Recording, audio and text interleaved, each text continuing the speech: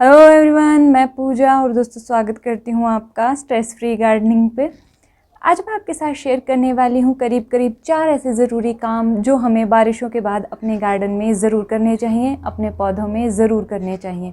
अगर आप बिगनर हैं तो ये वीडियो आपके लिए हेल्पफुल रहेगी। वीडियो के एंड तक बने रहिएगा ताकि आपकी ज़्यादा से ज़्यादा हेल्प हो सके और मेरी ये थोड़ी सी मेहनत आपके ज़्यादा काम आ सके। तो चलिए दोस्तों, वीडियो शुरू करते हैं। तो दोस्तों, सबसे पहला और ज़रूरी काम आता है कि अब बारिशों के बाद जो धूप निकलेगी वो बहुत तेज़ निकलेगी।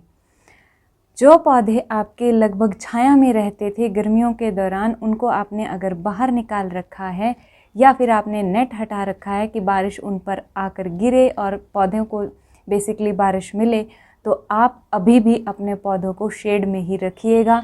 बारिशों के बाद जो धूप निकलती है वो बहुत ज़्यादा तेज़ होती है, क्योंकि आसमान साफ़ रहता है। तो धूप सीधी जब पत्तों पर आकर गिरती है तो पत्ते झुलस सकते हैं और ज़्यादातर जो प्लांट होते हैं जो सॉफ्ट होते हैं या जो इंडोर रखे जाते हैं वो प्लांट ख़राब भी हो सकते हैं।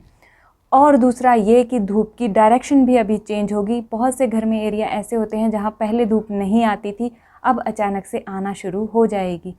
तो आपको इस बात का ध्यान रखना है कि ये वाली जो धूप है ये आपके इंडोर प्लांट्स पर या पौधे जो बहुत दिनों से छाया में रखे थे, जिनको धूप नहीं मिल रही थी, उनको आप एकदम धूप ना दें।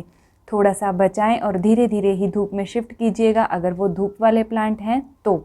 या फिर कोई नया प्लांट है, भले ही वो धूप वाला प्लांट है, उसको भी आप थोड़ी सी शेड में रखिएगा। ब्राइट लाइट बहुत अच्छी मिलती रहे, लेकिन उसे सुबह की या दोपहर की जो तेज़ वाली धूप है वो ना मिले।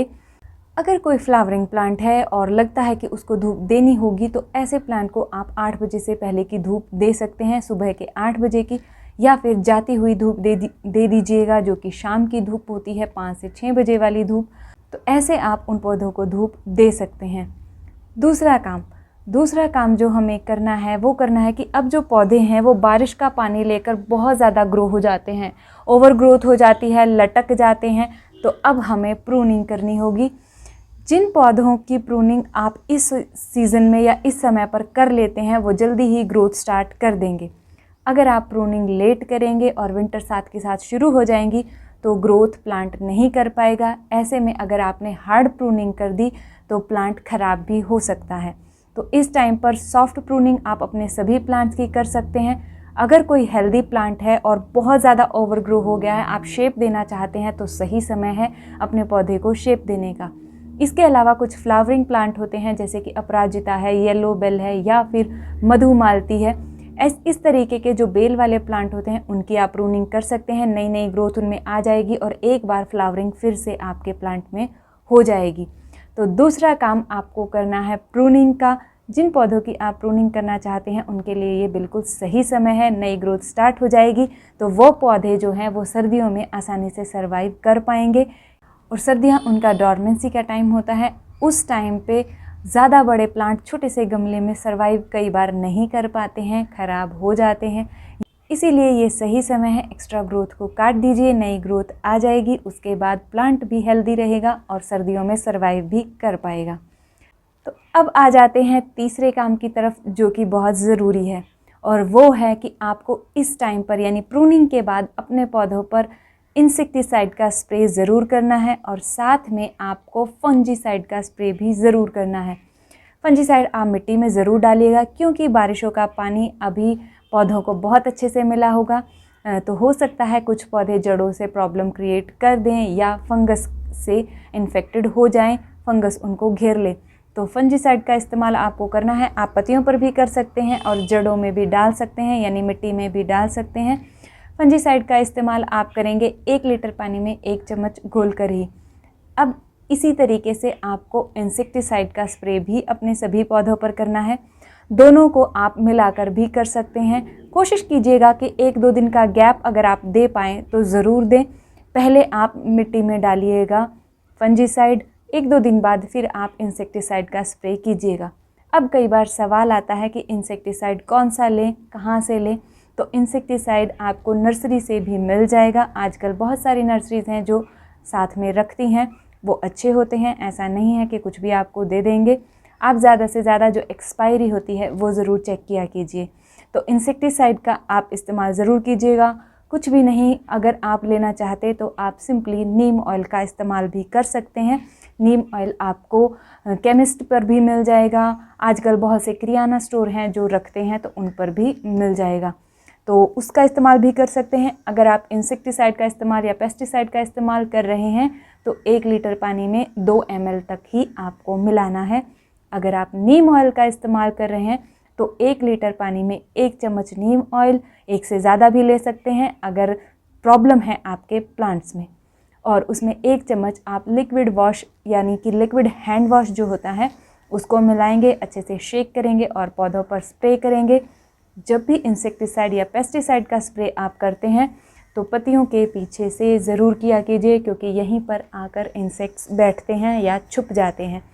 और ये चीज़ आपको हफ्ते में 1 बार ज़रूर रिपीट करनी होगी, 2 से 3 बार, यानी कि वीकली आप इसको 3 बार ज़रूर स्प्रे कीजिएगा। हर संडे इसको स्प्रे ज़रूर कीजिएगा, ताकि प्रॉब्लम अगर हो ख़त्म हो जाए या फिर आने वाली हो तो पौधे पर ना आए। तो इंसेक्टिसाइड का और फंजीसाइड का इस्तेमाल आपको ज़रूर करना है। तो इंसेक्टिसाइड और फंजीसाइड का इस्तेमाल आपको ज़रूर करना है, याद से कीजिएगा ये काम भी। एक बात का ध्यान और रखिएगा दोस्तों, कुछ इस तरीके के प्लांट जिनको हम सक्लेंट कहते हैं और उनमें ऑलरेडी ज़्यादा पानी हो गया है, तो आपको उनमें जो फंजीसाइड है वो पानी में मिलाकर नहीं डालना है। उसमें हम नॉर्मली फंजीसाइड लेंगे और 1 स्पून या गमले के हिसाब से आधा चम्मच लेंगे, यानी जैसे ये बड़ा गमला है इसमें 1 चम्मच डाल सकते हैं। अगर इस तरीके का छोटा गमला है तो उसमें आधा चम्मच तक जाएगा। तो सिंपली आपको 1 चम्मच ले लेना है इस तरीके से, और मिट्टी की गुड़ाई करते हुए अपने गमले में डालना है। इसमें आप फंजीसाइड को पानी में घोलकर नहीं डालेंगे, किसी भी सक्लेंट में या किसी भी ऐसे प्लांट में जिसकी पत्तियां पानी को स्टोर करती हैं।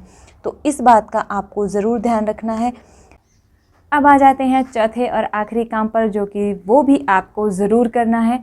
उसमें आपको पौधों की गुड़ाई अच्छे से करनी है, यानी मिट्टी की गुड़ाई पौधों के नीचे से अच्छे से करनी है। कुछ भी एक्स्ट्रा उग गया हो उसको निकाल दीजिएगा। साथ में आप कंपोस्ट या कोई भी खाद अपने पौधों को देते हैं वो ज़रूर डालिएगा।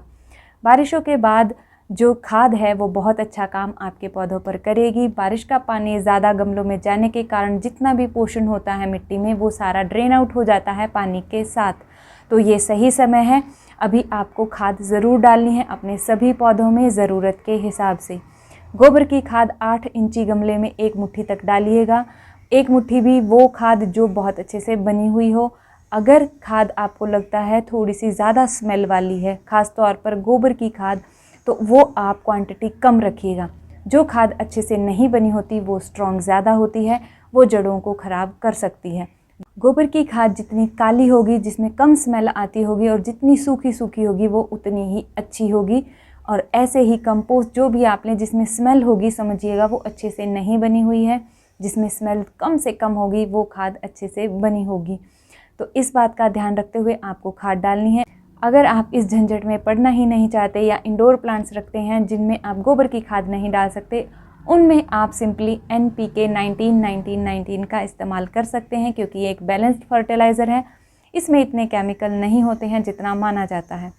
तो आप सिंपली NPK का इस्तेमाल कीजिए, वो भी बहुत अच्छा काम करती है और इतनी ज़्यादा कॉस्टली भी नहीं आती है। 1 किलो का पैकेट बहुत अच्छे से 1 साल तक आराम से चलता है, आपके सभी पौधों के लिए बहुत अच्छा काम भी करेगा।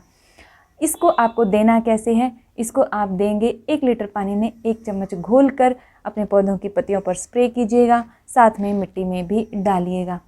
इसके अलावा अगर कोई पौधा ऐसा है जो हाल फिलहाल आपने रीपॉट किया है, या फिर कोई पौधा ऐसा है जो बहुत टाइम से एक ही गमले में लगा हुआ है, तो ऐसे पौधों को आप एप्सम सॉल्ट ज़रूर दीजिएगा। वो भी आप 1 लीटर पानी में 1 चम्मच घोल कर दे सकते हैं।